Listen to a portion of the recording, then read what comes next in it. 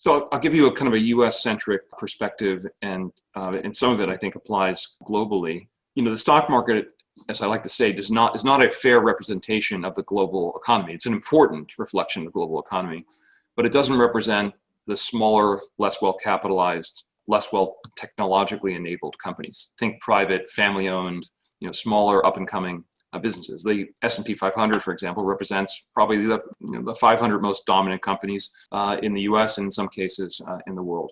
What COVID has done and what the pandemic has done is it's really disrupted, the companies with bad balance sheets without being technologically enabled have been impaired. Many of them, unfortunately, the smaller ones have gone out of business, whereas the well-capitalized dominant companies have actually improved their market position. So surviving a pandemic or having the ability to survive a pandemic puts you in a strong competitive position coming out of it. And so you think, simple example, Starbucks is a significant holding. Think about how many fewer coffee shops they're going to be competing against. One of their principal competitors in China, a company called Luckin that was building, very large number of stores every year, turned out to have been a fraud. The tide rolls out, you see who's swimming naked, so to speak. So same thing's really true for Hilton. Hilton is not a hotel company as much of it is a brand where they sell their IP and their brand and their marketing and their millions of customers in a loyalty program to hotels around the world. Well, it's probably more important today for a hotel to have an affiliation with a top brand so that the customer can feel comfortable about for example, their cleanliness standards. The smaller independent hotels are going to be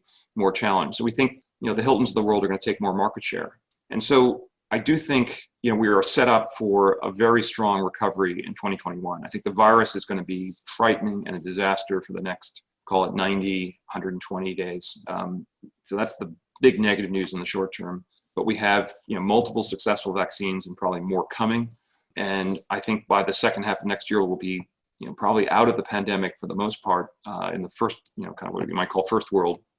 And I think you'll be, you have a new president coming in.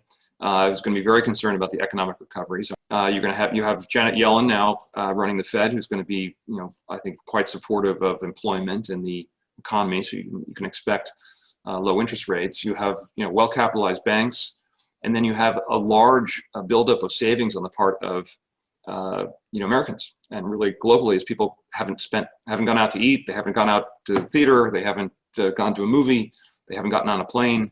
And I would say animal spirits are building up. I don't know about you, but the moment I can actually travel and go places. So I think you're going to see a huge recovery, even in business. If you're any kind of business and you haven't been to see your clients or customers, one of the first things you should be doing is getting on a plane and going to see all your relationships, because your competitor is going to be doing it. And so I think you're going to see a fairly rapid recovery beginning sometime late Q2, Q3, Q4, low interest rate environment, a ton of savings to be deployed. It could be pretty, favorable. And then you have a lot of companies that use the crisis to kind of tighten up their cost structure. Hilton cut, I think, something like 25 to 30% of their corporate overhead costs. And, success does breed a certain looseness with expenses, and a crisis does the opposite. So you can have some leaned up companies coming out into a very strong environment. So I think there's a pretty good chance for a very strong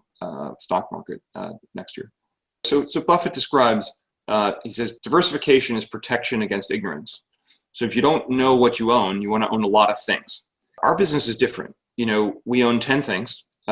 We tend to own them for years. We have some holdings we've owned for a dozen years, some 8 years, 4 years, 6 years. The whole goal behind getting permanent capital was we never wanted to be forced to sell something because of investor capital flows.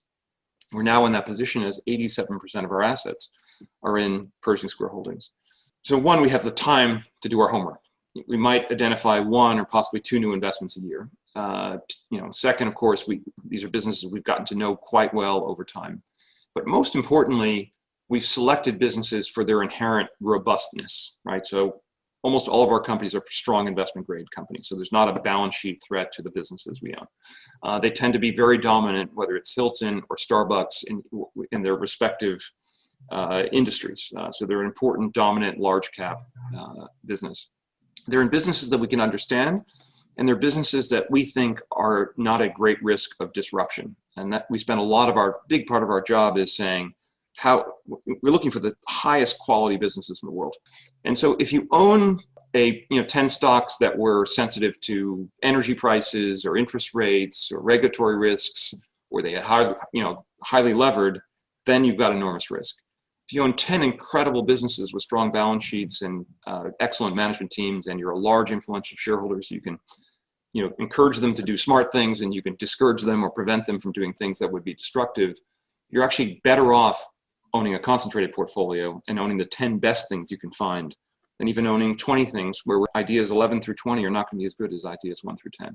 But the ambition is to own the greatest businesses in the world, own businesses we can own for a decade or more, and help them operate and improve their businesses over time.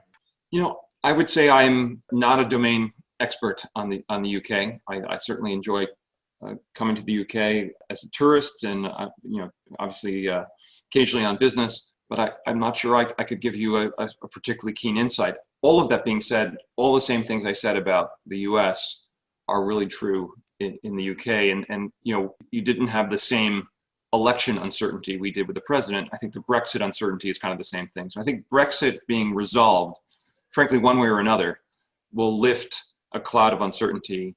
And then you have the same, I assume the Brits have the same animal spirits we do in terms of getting out and going to the pub and going for dinner and getting on a plane and traveling. And so I think you're going to see a global economic recovery and a reduction in uncertainty. And the combination of those things should be good for stocks. I'm not a fan of buying, bonds of any kind at current interest rate levels. You think about a long-term instrument. Today the 30-year Treasury is at 1.3%. Right? When we think about a company, so for example, Lowe's is trading at something like 18 times earnings. If you flip over the PE multiple, that's something north of a 5%. Let's call it a 5.5% earnings yield. Which would you rather own? Lowe's at a 5.5% earnings yield, where that yield is going to grow at a pretty high rate. We think mid-teens or higher rate for the foreseeable future. Then buy a company that's generating an earnings yield of 1.3% and it's stuck there for 30 years, and there's no potential for upside. I mean, that's the bond equivalent. And so I think equities are by far the superior alternative. What are people looking at? They're investing in Bitcoin, which is a much more complicated, question. But I feel very comfortable owning 10 phenomenal businesses. If the stock market shut for 10 years, and we woke up 10 years from now, those companies would be a lot more valuable. And you can't say the same thing about bonds. I do think interest rates are largely bounded by zero, not entirely bounded by zero, but betting on rates going negative is a short-term trade, not a long-term one.